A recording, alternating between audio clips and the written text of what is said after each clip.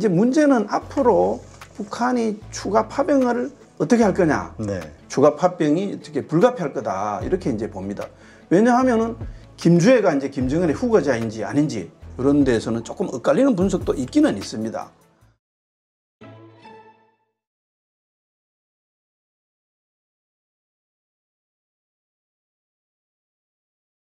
지금 첫 번째 파견된 그 북한군들 네. 그 가운데 사상자가 많아서 뭐 예. 거의 뭐 전멸 이야기도 좀 나오고 있고요. 예. 추가적으로 파병을 또 하지 않겠냐 이런 시각들이 있던데 지금 예. 또 나온 뉴스가 있나요? 사실 이제 현재까지 북한군 사상자가 얼마나 발생한지 그에 대해서 정확한 정보가 없다고 봐도 과언이 아닙니다. 왜 그러냐면은 뭐 우크라이나 발표 뭐 그다음에 젤렌스키가 발표하는 것 어떻게 보면 이제 레토릭적인 어떻게 보면 심리전, 인지전적인 측면이 강하거든요. 네. 사실 이건 전쟁에서 탓할 수가 없습니다. 특히 이제 우크라이나는 약자 입장이기 때문에 당연히 써야 될 이제 전략이라고 봐야 됩니다. 이게 이제 다만 현재 북한군이 배치되어 있는 이런 그 지역이 우크라이나가 일부를 점령한 러시아 본토인 쿠르스크거든요. 네. 이게 이제 푸틴으로서는 이거를 이제 그대로 빼앗기면은 영토를 빼앗긴 역사의 죄인이 됩니다. 네. 그래서 어떤 식으로든 이제 뺏으려고 하고요. 또 젤렌스키는 이걸 가지고 어떤 나중에 휴전을 한다든지 이런 협상 과정에서 가장 이제 유리한 어떤 카드로 써먹으려고 하기 때문에 아마 치열한 지금 그 전투가 벌어지는 겁니다. 그만큼 이제 사상자가 많고 희생이 크다 보는데 사실은 이제 이렇게 보면은 전쟁에서 보면은 과거에 이제 공성하는 거, 성을 지키는 거, 뭐 이거에도 보면은 지키는 쪽보다는 공격하는 쪽이 사상자가 크고 희생이 네. 큽니다. 그런 측면에서 러시아군의 사상자가 굉장히 많은 것이거든요. 그렇기 때문에 북한군 사상자 발생은 뭐 어떻게 보면 당연하다고 봐야 되는데 현재까지 볼 땐 전멸 수준까지는 아닌 것 같고요. 네. 뭐 일부 이제 어느 정도의 수준의 사상자는 있는 거고 뭐 국정원에서도 이제 파악을 계속 하고 있다. 이렇게 봐야 됩니다. 이제 문제는 앞으로 북한이 추가 파병을 어떻게 할 거냐. 네. 이런 문제인데, 얼마나 이루어질지는 이제 예측을 할 수 없지만은 여러 가지 재반 여건으로 보면 저는 이제 추가 파병이 어떻게 불가피할 거다. 이렇게 이제 봅니다. 왜냐하면은 일단 사상자가 발생을 하기 때문에 이걸 어느 정도는 보충을 해야 되죠. 그 다음에 또 무기 지원도 계속하고 있거든요. 그래서 무기를 다룰 줄 아는 병력 또 들어가야 됩니다. 어쨌든 이제 북한이 뭐 발을 이제 들이밀었고요. 또 푸틴하고 한 배를 탔기 때문에 죽이 되든 밥이 되든 결말을 봐야 됩니다. 다만 이제 현재 최소한 파병되는 또 12,000명 정도는 유지해야 되는데 요 병력을 지속적으로 유지하기 위해서 충원할 가능성은 저는 있다고 봅니다. 그렇지만 이제 뭐 우크라이나 그 젤렌스키 대통령이 한때 뭐 10만 명이 파병될 거다 아니면 뭐 수십만 명이 올 거다 이런 얘기를 하는데 이거는 이제 북한 내부적으로 볼 때 우선은 당장 조금 어려움이 있다고 저는 생각을 합니다. 왜 그러냐면 현재 이제 북한이 한 120만 명 정도 현역 군대를 보유하고 있는데 사실 이제 북한군이에요. 좀 허수가 있습니다. 왜 그러냐면은 이게 이제 우리나라 군은 나름대로 자기 포지션에서 뭐 이제 다 그 임무를 행사하잖아요. 네. 행사하는데 북한군은 이게 자력갱생을 해야 됩니다. 이 뭐 조선시대만 둔전 같은 것이죠. 자기들이 벌어서 먹고 자기들이 식량도 조급하고 이런 문제가 있습니다. 그래서 사실 헌수가 있는데요. 그렇기 때문에 이 정예병이거든 사실은. 네. 한꺼번에 빼나가면은 체제 유지도 해야 되고요. 뭐 지금 뭐 수행한데도 계속 투입이 필요한 데가 있고요. 그다음에 전방 경계를 해야 되고 또 너무 많이 빼나가면은 이 군 내부 반발도 있을 거거든요. 그래서 한계는 있다고 봅니다. 그래서 어느 정도는 가능하지만은 너무 많은 병력 수는 저는 한계가 있다 이렇게 봅니다. 알겠습니다. 자, 그렇다면 이제 말씀하신 대로 여러 가지 군사 기술 같은 것을 얻은 것으로 봐야 되겠죠. 돈도 뭐 그렇고요. 잃는 것도 있겠죠, 북한이. 어쨌든 김정은으로서는 얻는 게 많을 거다는 이런 이제 계산을 가지고 다목적 노림수를 가지고 이 파병을 선택했고 네. 뭐 지금까지 분석에 하면은 오히려 김정은이 먼저 제의했다. 이런 이제 분석이 많거든요. 네. 그랬을 경우에는 이제 얻는 거를 노리고 했을 겁니다. 그렇지만은 이게 이제 또 뭐 어떤 거든 상황이든지 잃는 게 있고 얻는 게 있고 이게 이제 세상살이고 특히 국제관계에서는 더 그럴 수 있다고 하는데 가장 큰 것은 제가 볼 때는 중국과의 관계라고 봅니다. 네. 원래 이제 이게 그 소비에트 체제가 붕괴되고 나서 공산주의 블록 경제가 해체되고 중국이 이제 수십만이 굶어 죽는 고난의 행군 시대를 겪었는데 그때부터 이제 사실은 소련은 없어지고 나머지 네. 그 이제 공산주의 경제 블록이 무너지기 때문에 중국에만 전적으로 의지해 왔다고 해도 과언이 아니거든요. 네. 그래서 중국이 사실은 국제사회에서 뭐 북한을 엄청나게 제재를 하고 해도 최소한 죽지 않을 정도는 계속 도와줬습니다. 실제로 이제 뭐 교육 의존도 같은 경우는 98%에 당할 정도로 현재도 아직 그렇습니다. 어떻게 되면 중국이 없었다면 북한은 망해도 벌써 망했다고 네. 봐도 되겠는데요. 이제 문제는 이 두 나라가 계속 그런 속에서도 미묘한 갈등은 항상 있었습니다.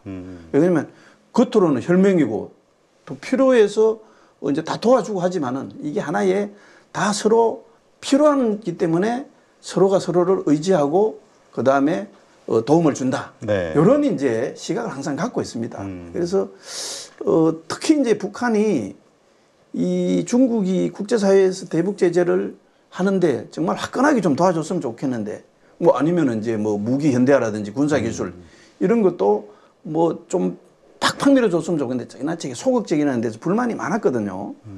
또 북한은 북한대로 또 중국은 중국대로 북한이 핵 개발을 막 지멋대로 하고요. 또 말을 듣지도 않고 이런 데서 상당히 이제 괘씸하게 생각해 오고 있었습니다. 이런 상황에서 북한이 사실 이제 러시아에 중국 허락도 제가 볼 때는 안 맞고 등소평 사인은 분명히 안 맞았을 것 같은데 네. 이렇게 해가지고 이제 군사 동맹도 맺고 파병도 했었잖아요. 그러니까 나름대로 이제 음모로 양으로 이렇게 이제 압박을 가하고 있습니다. 그래서 그렇지만은 북한으로서는 어쨌든 간에 새로운 그 뒷배, 즉 러시아가 생기기 때문에 중국에서 그동안 당했던 수모라든지 뭐 이런 거를 이제 좀 떨쳐버릴 수 있다. 이렇게 이제 해서 파병을 결정을 한 것 같고요. 그러다 보니까 뭐 한때 이제 이런 얘기도 있었죠. 한때 북한에서 일본은 이제 뭐 100년의 원수고 중국은 1000년의 원수다. 네. 이런 말까지 나와 들었거든요. 그래서 이런 속에서 중국도 다 알고 있습니다. 그래서 여러 가지 이제 조치를 북한에 대한 압박을 가하고 있는 게 이제 사실이고요. 사실인데 또 문제는 이제 이런 상황에서 러시아가 그럼 과연 북한의 영원한 편이 돼줄 거냐? 이것도 사실은 보장이 없다고 봐야 됩니다. 네. 왜냐하면 국제관계는 영원한 적도 없고 영원한 우방도 없는데요. 이게 이제 어떻게 보면 러시아가 언젠가는 전쟁이 끝나고 이제 전후 복구도 해야 되고 전쟁 회복도 해야 되죠. 그러려면은 북한보다는 한국이 더 필요한 존재일 수가 그렇죠. 있습니다. 실제로 이 우크라이나하고 전쟁이 일어나기 전까지는요. 북한과 관계보다는 교육 규모라든지 이런 측면에서 보면은 한국이 우선이었습니다. 네. 또 어떻게 보면 이제 미국과 관계도 마찬가지죠. 이제 김정은이 겉으로 뭐 현재는 미국에 대한 강경 입장을 보이고 있고 하는데요. 어떤 식으로든 간에 이제 한국을 제치 흔히 말하는 코리아 패싱이죠. 해갖고 트럼프하고 직접 거래를 하고 이제 정말 국제사회에서 일원이 되고자 이거를 이제 계속 계산을 하고 있는데 이런 이제 러시아 파병이 미국과 관계를 풀어나가는데도 이제 걸림돌이 될 수 있다고 볼 수 있고요. 또 푸틴은 푸틴대로 앞으로 또 미국하고 영원히 척을 질 수가 없습니다. 전후를 복구도 하고 이러려면은 서로 경제관계도 또 해야 되고 그런 측면에서 보면은 이 전 세계적 골칫거리인 불량 국가인 북한을 계속 안고 가기에도 또 여러 가지 이제 문제가 있다. 이런 측면에서 보면은 이 자칫하면은 중국도 잃고 러시아도 잃고 뭐 미국도 잃어버리는 어떻게 보면 낙동강 오리알이 될 수 있다. 이렇게 이제 위험성을 항상 내재되어 있다고 봅니다. 네. 이제 그 다음에 내부적으로 보면은 이제 북한군을 흔히 말 총알바지죠, 뭐 그야말로 그렇죠. 내보낸 데 대해서 우선 가족들의 불만이라든지 주민들의 이제 동료 이런 게 있을 거고요. 또 이 파병된 병사들이 러시아는 우리가 이제 흔히 독재 국가 뭐 이렇게 알고 있지만은 그래도 비교적 자유로운 데입니다. 네. 인터넷도 마음대로 볼 수 있고요. 이런 데 가서 어느 정도 이제 또 물이 들어오면은 이게 이제 다시 귀국했을 때 어떤 체제 불안의 요인이 될 수 있다. 외부 세계를 이제 봤으니까요. 뭐 이런 것 측면을 생각해 볼 수 있습니다.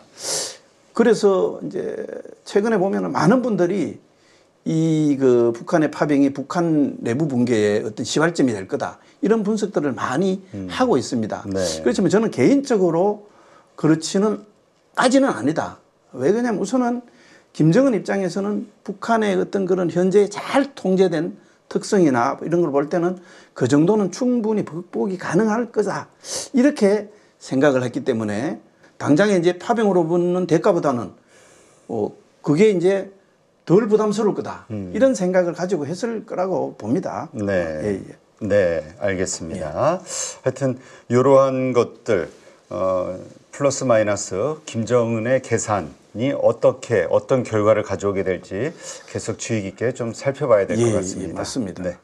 아까 말씀드린 그 북한 탄도미사일 예. 발사할 때 예, 예. 여기에 김정은과 김주애가 화상으로 이걸 같이 지켜봤다 이런 이야기가 나오면서 예. 이거 뭐지? 그동안 계속해서 김주애가 예. 뭐 나중에 후계자 되는 거 아니냐, 후계자 예. 수업을 받는 거 아니냐 이런 얘기가 많이 있었잖아요. 예, 예. 자, 이 같이 본 참관의 의미 어떻게 봐야 될까요? 이게 이제 북한은 사실 이제 이 철저한 통제사인데 특히 이게 로얄 패밀리에 대해서는 철저히 공개를 잘 안 하는 아주 그런 특성을 가지고 있습니다. 원래 이제 김정은도 후계자로 부상하기 전까지는 정확한 이름도 몰랐습니다. 네. 그 당시에 이제 동생 김여정이하고 스위스 유학을 갔는데 그때 이제 여건이 있었습니다. 네. 요거는 서방 세계에 이제 오픈이 됐습니다. 그래가지고 김정은 이름이 정확하게 김정은인지 잘 몰라가지고 한때는 김정은우라도 많이 불렀습니다. 네. 그 정도로 이제 철저히 그 이제 신비주의를 가지고 있는데요. 어떻게 보면 이제 김주애도 마찬가지입니다. 원래 이 김주애라는 존재가 이제 처음 드러났는 게 네. 북한을 이제 방문해가지고 만났던 미국의 농구 선수 데니스 로드맨이라고 있습니다. 원래 김정은이 농구 강이잖아요. 네. 이 로드맨이 김정은하고 이설주 사이에 딸이 있다. 이거를 이제 얘기를 해가지고 이게 이제 2014년 9월에 가디언지에 처음 보도됐습니다. 네. 그때 이제 이 로드맨은 뭐라고 얘기를 했느냐면은 자기가 딸을 직접 안아봤고 아직 기지도 못하는 그런 이제 갓난아기였다. 그러고 뭐 주애라고 부르더라. 요렇게 이제 말을 했기 때문에 요걸 가지고 현재 나이도 추정을 하고 이름도 추정을 하고 있습니다. 공식적으로 뭐 우리 김주애 동지 뭐 이런 얘기 나온 게 아니라 북한에서 아직까지 없습니다. 자녀분, 사랑하는 자제분 이렇게만 했지 이름을 정식으로 부른 적이 북한도 없습니다. 네. 그래서 정말 이름이 김주애가 맞는지 나중에 엉뚱하게 김주알지도 모르고요. 로드맨이 뭐 영어식 발음이 그렇죠. 자기가 정확하지 않을 수도 있을 거 아니에요. 이제 그러고 한때 김정은 뭐 첫째 아들이 있다 이런 얘기도 있었는데요. 그것도 사실은 이게 이제 국정원에서 당시에 그 남자 아이의 고급 장난감이 북한으로 반입되어서 김정은한테 전달되는 것 같은 이제 어떤 그 징후를 포착했는데 요거를 보고 추정한 것이지만 아직까지 확실치가 않습니다. 그렇군요. 현재까지는 제가 볼 때는 김주애가 이제 김정은의 후계자인지 아닌지 이런 데서는 조금 엇갈리는 분석도 있기는 있습니다. 최근에 이제 그 탈북했던 전 쿠바 대사관 리일규 참사관 같은 경우는요. 네. 김정은이 원래 어릴 때부터 김주애를 좀 데리고 다닌다는 것을 북한에서 알고 있었다고 합니다. 딸을. 이름은 뭐 모르지만은. 근데 원래 이제 후계자가 되거나 아주 중요한 과거에 이제 김정은이라든지 뭐 이런 경우 같은 거 보면은 그런 일이 없었기 때문에 이렇게 신비주의를 중요하게 생각하는 북한에서 앞으로 후계자를 이렇게 노출시킬 리가 있을까? 이렇게 이제 얘기를 하기도 하고요. 또 이제 가장 중요한 거는 바로 이제 딸이라는 점입니다. 네. 북한은 사실은 조선시대와 같은 어떤 그 사고방식이 그대로 남아있거든요. 그래서 가부장적인 전통이 굉장히 강한데 여자가 북한에서 후계자가 된다는 것은 굉장히 어떤 이제 거리가 있다. 네. 이런 식으로 이제 얘기를 하기도 합니다. 그렇지만은 현재로서는 제가 볼 때는 김주애가 후계자가 될 가능성이 가장 높다고 일단은 현재는? 저는 봅니다. 왜 그러냐면은 그동안 이제 김주애를 계속 부상시켜 왔는데요. 그러고는 바로 김주혜가 간 앞에서 얘기한 여러 가지 한계점, 요거를 극복하면서 북한 주민들이 자기도 모르게 후계자로 인식시키려는 그런 세뇌 작업의 일환이라는 측면으로 봅니다. 요번에 이제 신형 경축공원에도 김주혜를 데리고 나오고, 나머지 이제 뭐 자기 이제 부인도 리설주도 데리고 나오지 않고 이렇게 했잖아요. 옆에 앉아서 귓속말도 하고 뭐 벌도 비비고 이렇게 자꾸 하는 걸 보면은 그 김주혜를 계속 노출시켜서, 그것도 노출도 굉장히 전략적으로 노출시킵니다. 노출시켜서 북한 주민들이 김주혜가 이제 후계자다, 이런 거를 아주 각인시키는 이런 과정이고, 어떻게 보면 이제 이번에 미사일 발사와 같은 정말 국가적으로 중요한 행사잖아요. 그렇죠. 여기에 김주혜를 함께 시켜보는, 특히 이제 앞으로 북한 지도자가 되면 장군이 돼야 됩니다. 여장군. 여자라도 장군이 돼야 됩니다. 그래서 이제 특히 이제 군사 어떤 그런 방문 현장 이런 데 김주혜를 데리고 다니는 걸 보면은 후계자로 계속 부각시켜 나가는, 뭐 나머지 후계자 수업이라는 게 별 게 있겠습니까? 제일 중요한 거는 북한 주민들이 후계자로 받아들이는 이 과정이 저는 중요하다고 봅니다. 그렇죠. 예. 네, 그렇군요. 여러분 지금 계좌 안녕하십니까? 언제까지 물린 종목들 바라만 보실 거예요.